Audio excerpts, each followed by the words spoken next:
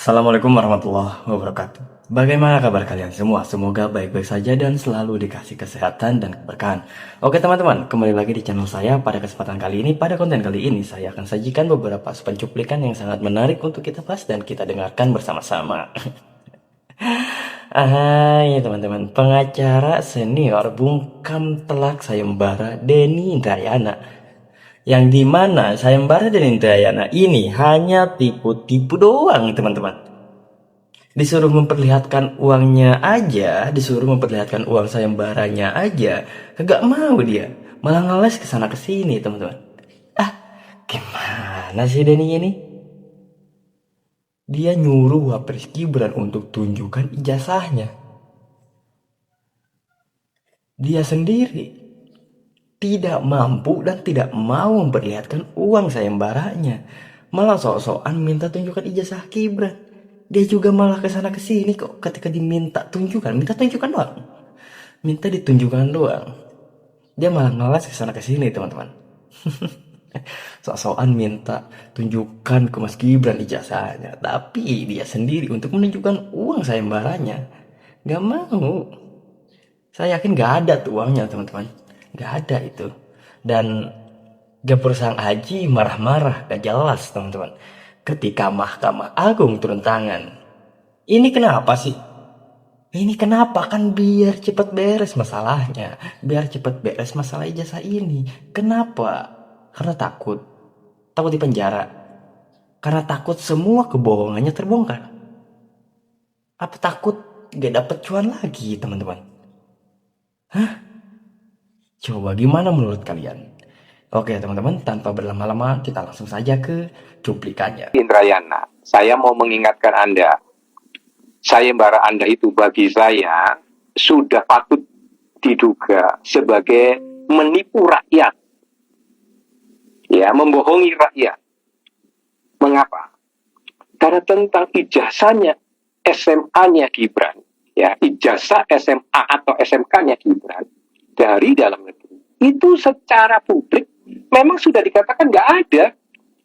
Informasi itu gamblang, itu udah dipublikasi. Pendidikannya Gibran itu nggak ada membuat sayembara sesuatu yang memang secara publik dikatakan nggak ada itu loh. Nah, bagaimana itu tidak membohongi rakyat? Jadi jangan pun hadiahnya itu cuma 2 miliar ini. 20 miliar atau jangan pun cuma 20 miliar. 200 miliar. Orang berani saja asbun partisipasi mendukung Anda karena mereka tahu barang itu memang tidak ada. Gibran Raka Buming Raka itu secara publik sudah diketahui riwayat pendidikannya, sudah terekspos secara publik. Memang nggak punya ijazah SMA dari dalam negeri. Riwayat pendidikannya itu sudah terpublish secara jelas bahwa dia dari SMP di Solo itu melanjut tuh sekolah menengah ke Orchid Park Secondary School Singapura. Lalu pendidikan. Nah nih buat kalian nih yang terus-terusan nanyain ijazah Mas Gibran Raka Buming Raka, ijazah Wapres nih, lihat ini riwayatnya, lihat, baca sendiri, kalau bisa baca sendiri ya. Tingginya di level diploma dikatakan dapat dari MDIS itu, Management Development Institute of Singapore gitu. Dan terkait hal ini, seingat saya, MDIS sudah pernah memberikan konfirmasi secara publik juga membenarkan pendidikan Gibran itu. Ya, dan dia mendapatkan kesarjanaannya itu dengan honors itu, levelnya, kelasnya itu. Ya, Anda jangan remehkan orang. Pendidikan tingginya di tingkat Bachelor of Science-nya, honors juga di dalam bidang marketing itu dari University of Bradford, Inggris. Gitu. Lulusnya tahun 2010. Jadi sekali lagi riwayat pendidikannya jelas itu. Dia nggak punya ijazah SMA dari dalam negeri. Terus Anda sayembarakan dengan hadiah-hadiah yang ngincrit dari 100 juta dan seterusnya. Sekali lagi itu sayembara yang sandiwara kelas ecek-ecek, ya, kelas abal-abal. Denny. Ya, saya menghargai latar belakang pendidikan Anda. Tapi saya meragukan integritas Anda. Konon kan Anda punya law firm katanya integriti. Ya, tapi kok integritas Anda seperti itu? bagaimana membuat sayembara yang kosong gitu. Ya, sayembara yang abal-abal, yang memang sudah jelas barangnya nggak ada. Banyak orang membuat. Teman-teman, kalau misalkan pendidikan atau sekolah di luar negeri itu akan jadi masalah di negara kita, akan jadi pertanyaan ijazahnya mana. Kalau pendidikan Mas Gibran jadi masalah, otomatis semua mahasiswa yang kuliah di luar negeri berarti nasibnya akan sama kayak Mas Gibran dong. Akan kena masalah juga. Akan kena pertanyaan mana ijazahnya. Padahal dengan jelas, sistem-sistem sekolah di seluruh dunia itu beda-beda. Beda dengan di Indonesia ya teman-teman ya. Institusi negara Singapura ini seharusnya bisa nuntut balik Indrayana. Karena penghinaan negaraannya teman-teman. Seharusnya ini Singapura kalau misalkan tegas, Denny Indrayana ini bisa dilaporkan karena penghinaan teman-teman. Benar gak? Yang saya tahu sistem sekolahnya beda sama di Indonesia teman-teman. Singapura jadi gak usah disama-samain lah sistem sekolah di kita dan sistem sekolah di Singapura. Jadi gak usah disama-samain, itu pasti beda. Di Indonesia memang kalau lulus itu dapat ijazah, dapat ini itu. Beda lagi dengan negara lain. Jadi kalian harus paham ya teman-teman ya. Biar enggak masuk ke lubang yang salah. Apalagi masuk ke lubang sama Denny Indrayana. Dia itu bohong-bohongan teman-teman. Dia tahu bahwa ijazah Mas Gibran itu nggak ada, makanya dia berani itu sayembara 2 miliar. Tapi ketika ditanya uangnya mana, dia malah belibet kemana-mana teman-teman. Sayembara itu pada umumnya untuk hal-hal yang positif, untuk misalnya terkait dengan intellectual property, terkait dengan karya-karya kemanusiaan yang lain, ya, atau bahkan di bidang kriminal untuk mendapatkan DPO dan sebagainya, gitu ya, itu masuk akal, gitu loh. Tapi kalau sesuatu yang memang tidak ada, yang memang dia nggak miliki, Gibran tidak miliki, lalu ada sayembarakan, dan itu publik udah tahu bahwa Gibran nggak punya ijazah SMA, lah terus itu kalau nggak membohongi masyarakat apa? Ya, saya tidak habis mengerti dengan kelas kecerdasan dan cara berpikir Anda sebagai seorang profesor hukum tata negara kalau seperti itu. Ya, menurut saya ini harus segera ada aksi, perlu ada koreksi. Ini DPR harus bersuara loh. Iya, ini Komisi 3 DPR harus ini menekan Mahkamah DPR Agung. ditabrak ini. Ya. Ini DPR dilampaui batas kewenangannya ini. Iya. Itu. Contoh, SEMA mengatur. Begitu diregistrasi perkara pidana, boleh dimohonkan pra peradilan. Ya. Boleh ya? Boleh. Tapi Dibuat yang ketiga oleh Mahkamah Agung. Iya, ini itu norma ada. apa ini kayak begini? Dibuat boleh disidangkan, boleh diregistrasi, tapi tapi hasilnya aja adalah sudah no. ditentukan. Iya. Artinya Mahkamah Agung sudah menentukan hasil dari pra peradilan. Loh, orang peradilan kan harus melakukan pembuktian. Iya. Buat apa orang dikasih ini- hak masuk ke pra peradilan tapi Kalau tidak- menurut cinta kepada Rangga ini jahat banget. Ini jahat banget ini ya. Iyalah, kok bisa hakim-hakim yang pintar-pintar itu kemudian kayak dicokok hidungnya aja nih ya.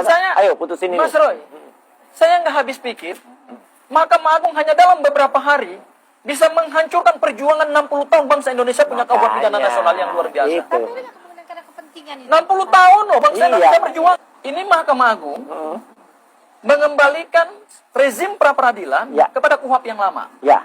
Jadi kita kembali lagi kepada suasana hukum. Teman-teman, masa iya semuanya salah di mata mereka ini? Teman-teman, heran saya. Semua itu hakim, jaksa, pengadilan, sekarang MA turun tangan itu salah di mata dia, teman-teman. Jadi apa yang membuat mata dia itu benar, teman-teman? Dulu nantang-nantang, sekarang ketakutan sendiri. Emang semua lembaga hukum di negara ini bisa diatur seenaknya apa, teman-teman? Hah? Apa lembaga hukum di sini bisa diatur sama Mas Roy? Ini negara hukum, bro. Menurut saya, salahnya kejaksaan memberikan penangguhan pada orang-orang ini, teman-teman. Akhirnya kita pusing sendiri. Lihat saja narasinya. Bobrok kayak gini. Semua lembaga hukum di negara ini dihina sama dia, teman-teman. Kita biarin saja mereka keluar-keluar di medsos, di podcast-podcast atau di mana-mana. Emang rakyat mau peduli dengan dengan si gerombolan Roy Suryo CS ini teman-teman. Rakyat udah pada pintar sekarang. Rakyat udah pada pintar. Rakyat yang kurang pintar itu ya rakyat bayaran Mas Roy menurut saya. Jadi gimana menurut kalian teman-teman? Semua lembaga hukum di mata mereka ini salah, nggak ada benar-benarnya. Apalagi nanti kalau misalkan berhasil dipenjarain orang, wah, keluar-keluarnya pasti bawa agama, bawa Tuhan, bawa itu, bawa ini, pasti. Catat teman-teman. Kita lihat nanti dia pasti penjara. Dia mau keluar-keluar apa, pasti agama semuanya dibawa-bawa sama dia. Pidana yang lama yang sudah kita tinggalkan. Ya. Pasalnya apa? Di pasal 82 ayat 1 Ya. huruf D. Ya. Ya, Undang-Undang Nomor 8 tahun 1981. Oke. Persis bunyinya seperti Oh saya. iya, persis ya. Lagi, Baru. Heeh. Mahkamah Agung membunuh Heeh. apa yang menjadi cita-cita para pembuat undang-undang, Ya. DPR, Betul. dan kemudian pemerintah. Ya, Loh, betul. Mahkamah Agung membuat norma ini dari mana datangnya? Heeh. Heeh. Tadi udah menyimpang ya. Ya. Loh, ini merusak hukum acara pidana kita. Ini sebenarnya juga pointer A di atas ya kan gitu. Coba baca lagi pointer ketiga, Mas yang Roy. pointer ketiga ini yang paling lucu banget. Nah, terhadap permohonan ini lama yang dipakai. terhadap permohonan peradilan yang diajukan setelah pokok perkara dilimpahkan, maka permohonan peradilan tetap diregistrasi. Ini aneh. Mahkamah Agung bermain kamuflase hukum. Iya. Jadi seolah-olah Diregistrasi. masih ditampung. Ya. Kalau dulu nggak ditampung lagi karena langsung dinyatakan Itu lebih tegas malah. Nah, Iya. ini justru lebih berbahaya. Iya. Karena membunuh orang secara pelan-pelan. Iya, diregistrasi. Kok diulang lagi ya isu yang sama yang sebenarnya sudah saya jelaskan lengkap di buku Gibran Let the Game Begin. Setelah Roy Suryo dan Tifa diproses hukum dan Rismon sudah mundur dan bukunya sudah ditarik. Sekarang muncul pemain baru tapi isunya masih sama. Kan Pak Denny sendiri bilang syarat cawapres menurut undang-undang adalah minimal SMA. Kalau punya ijazah pendidikan yang lebih tinggi, boleh nggak? S1 itu lebih tinggi atau lebih rendah dari SMA? Yang ngakunya dosen di Australia, masa nggak paham arti kata minimal? Sekalian saya ikut bikin sayembara deh. Siapa yang bisa membuktikan Gibran tidak punya ijazah S1? Saya Nah tuh ditantang balik tuh. Malu enggak tuh? Gak perlu dijelaskan lagi. Gak perlu dijelaskan semuanya. Rakyat Indonesia juga udah paham teman-teman. Kalau kelompok mereka ini hanya ingin melanjutkan atau hanya ingin menjatuhkan Wapres Gibran dan Pak Jokowi.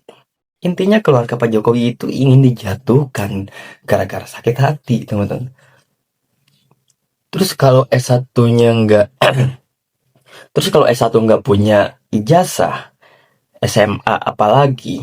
Apa bisa di Indonesia kira-kira universitas mana yang menerima mahasiswa baru tanpa ijazah SMA? Itu ada yang komen seperti itu teman-teman. Sekolah kuliah di negara